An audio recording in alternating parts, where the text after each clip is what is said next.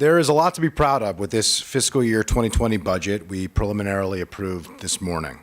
We will make real progress in core priorities, including education, transportation, affordable housing, protecting our most vulnerable, and maintaining our world-class park system.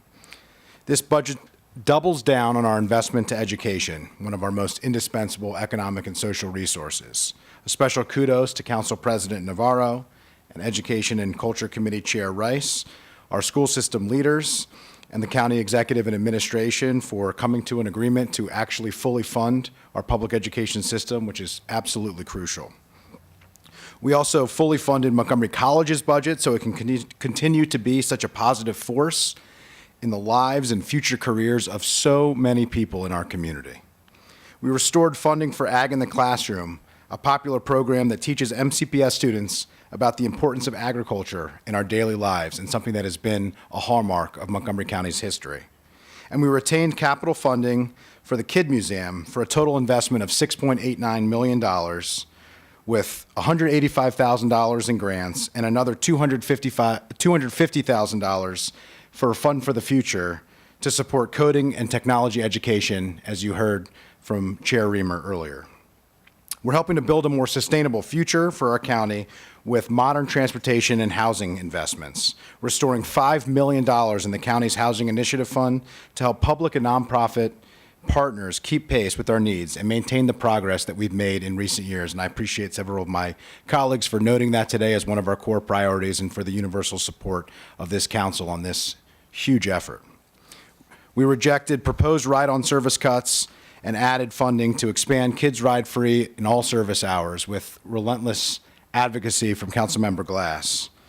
We provided $500,000 for Fair Share, continuing a program that provides matching funds to employers that subsidizes transit for their employees. We kept the design and planning of Summit Avenue Extended in Kensington on schedule to provide a shared street for residents to get through Kensington and a safer pedestrian and bicycle experience for everybody. We maintained funding for the White Flint Metro Station northern entrance, signaling our commitment to infrastructure investment in White Flint Pike District area, one of our county's most important growth areas, so we can move forward once we have a concept study there later this year. And by adding funding for additional pedestrian safety audits, we can make the engineering changes necessary that will make our roads safer for all users moving forward. We are so fortunate to have 37,000 acres of parkland in Montgomery County and 271 parks for our residents to experience and enjoy. As the council's lead on parks, I worked alongside my colleagues to ensure our Parks Department has enough funding to maintain the open spaces that are so vital to health and quality of life. We're protecting the most vulnerable in our community by supporting the vital work our nonprofits do every day as partners of this county government, bolstering security and improving mental health services to keep our kids safe, secure, expanding mental health services for youth in crisis at times when they are most isolated and alone, restoring funding for those who do the necessary and often extraordinarily difficult work of assisting those with emotional and developmental differences, and supporting the expansion and programming of the Manna Food Center and Nourish Now so residents in need have the food they need to survive. While I am proud of what we've accomplished together in this budget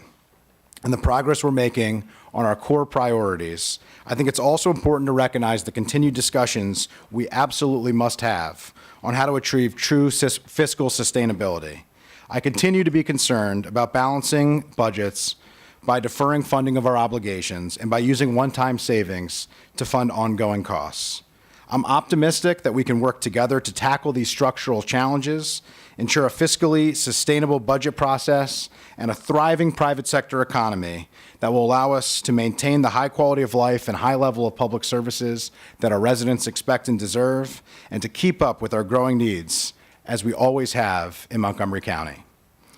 I'd like to personally thank all of my colleagues for your collaboration, your support, your hard work and effort throughout this budget process. I feel like budget days are budget months,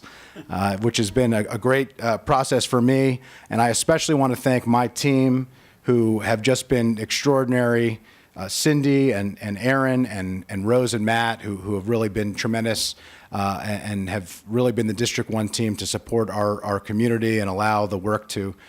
be done in a way that it has. And a thanks as well to council staff for putting up with me and pushing back